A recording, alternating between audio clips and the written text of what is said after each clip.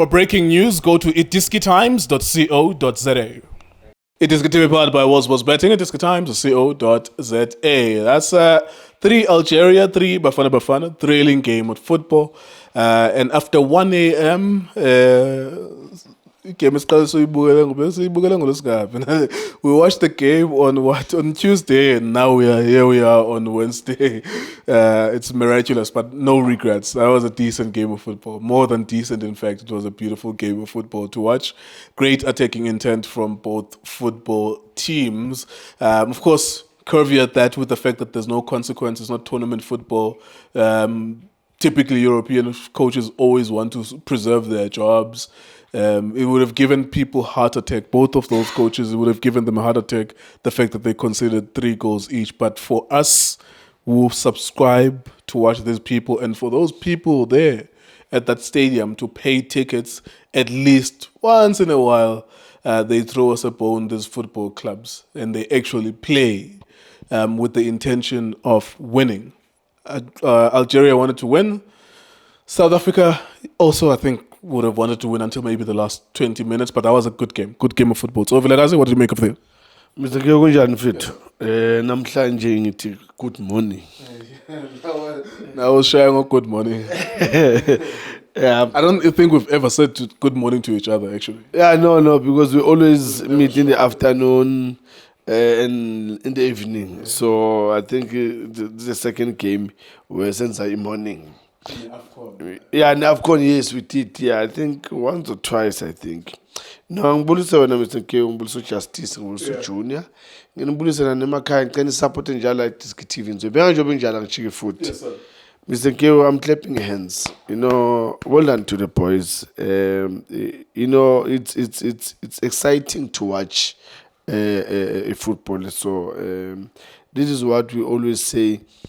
Can the coach allow these boys, especially the upfront players, to stay up, don't come back, stay up, so that when we win the ball, we've got a point of reference, Lapana Pambil. And for me, wonderful, good display. You know, good to see Mishishi, beautiful goals. You know, that 1-2 Idlalile no Mayambela, and then in the solo run I won.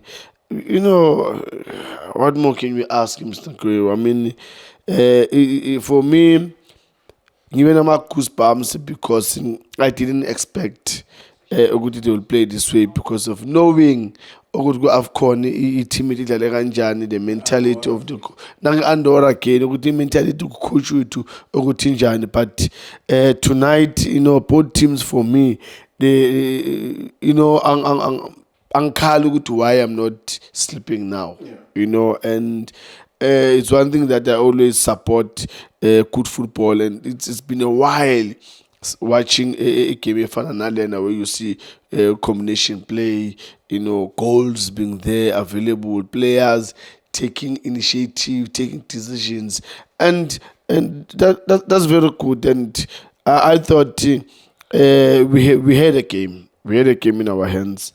But we decided to give it away. And yes, Mr. Kiwi, as we differently. Maybe the coach said, even if I lose the game, doesn't matter. There is no way that he said that. There's no way these coaches say that. But what this friendly game brought us is some sort of a free-spirited game. I actually think he's surprised that there were so many goals. He actually just said to the 4 players up front, express yourselves. What he did not contemplate, and I think I said to you guys that once we considered the 3rd goal, I said, typical of European coaches, he will be very worried about the fact that in his profile, his teams considered 3 goals. Because when he does every man, the favorite formation, every man behind the ball, it concedes him no goals. And he will not even think about the fact that this was a friendly game. Allow these players to express themselves, which is what we wanted even against the Andorra. If Nizosbamba and tournament football, Nizosbamba and friendly, when are we ever going to see you play football? You know, I don't think that he said to them, it's a friendly game, go out there, express yourselves. He allowed those 4 players to do that, but within the framework of being disciplined, within the framework of maintaining some structure. He actually was surprised that his team was dangerous. Ojun Apolis could have scored the goal very early. He hit the bar. His team was very dangerous. There's a benefit to playing to the profile portfolio of a typical South African player. And even South African coaches miss this part because they were taught by English people who came here in the 1970s and the 1960s to teach our players a format of football which is wrong. Why would Tso Vilakazi, who is 1.64 in height or 1.59 in height, why is he part of a system where there are crosses being played? Your best strength is in receiving the ball and passing the ball and moving. That doesn't require too much training. And allow your attacking players to express themselves. That's all we've been asking for every single game, and that's not too much to ask for every single game. But I suspect this may be the last time we'll see it. Mr. Nkyo, I just hope and pray ukuthi our coach, at least now, he can see ukuthi, I've got this in my team. I can go sugar pants. I can go openly and say, let's go to them. And then at a later stage, maybe say 5 minutes, maybe I'm over because, sorry, for me now, what he did is, we allowed them to play. And then when he started, then he invited Algeria. And they scored. And, it was now Rowan against Algeria because now they were always in a boxing lane to taking shots, making cross passes. It was everything, but it was dangerous coming to our half. So, Mr. Kyo, one thing that I will say to our coach, there's nothing wrong when you learn from other coaches and even our coaches in South Africa to say, we've got this. We don't need to start doing machine giant. Start doing machine. We can't do that. Then let's use what we've got. We are born with the skill. The only thing that we need to learn is when and how to use that skill, because sometimes we find that skill sets we use even no necessary. So those are the elements that coaches they need to work on our players. But for me to watch this, it's something that I wish that other coaches were watching and they've learned. No man, the pass and move. Yeah. It works for us.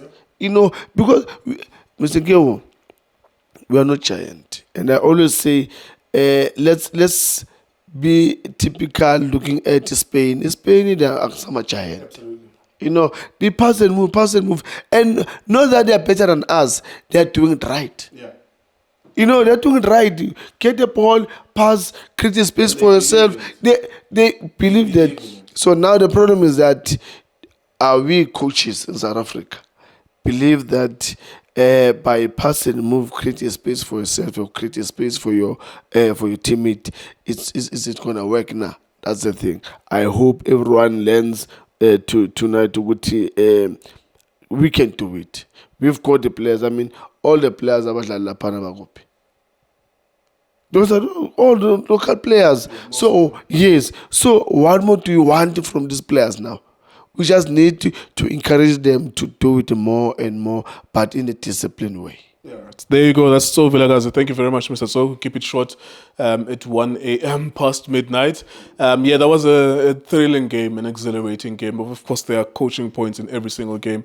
I think people think that this is an opinion regarding types of styles that are played by coaches from certain countries. This thing is a historical thing. If maybe you're new to the topic, it's a historical battle that it's been an ongoing historical battle between us and foreign coaches, and that's why countries like Brazil, they don't allow foreign coaches to teach their children, because what will happen is that if they allow an Italian to come and coach Brazil, he will suddenly play a 5-3-2, which is an Italian's favorite formation. and they will ask them to cross the ball. Vinicius Jr. will have less than 2 seconds on the ball because the Italian coach plays Italian football, and they like wing backs, and they like 3 center backs, and they like older center backs, and they like midfielders who don't really pass the ball forward too much. And that's it's a political thing. It's a thing about will. You know, it's not an opinion because we don't like, or you don't like that coach. No. The profile of a South African football player. Tso was a great player. He scored 20 goals in one season in 2004, 2005, around that period. He scored 20 goals, but he's short. He's one of the shortest players to ever play. Now, if you wanted him to cross the ball, or if you wanted someone to cross the ball to him, he's going to fight a losing battle all the time because there's no magic potion you can eat or drink to make him taller. We don't have to do that. With South African players, you never have to do that. It's a shortcut to coach that kind of football.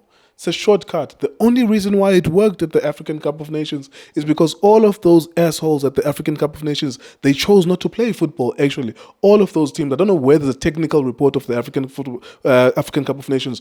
All of those teams, if you're interested in reading, all of those teams at the African Cup of Nations, including the winner, Ivory Coast, they were hell-bent on not playing.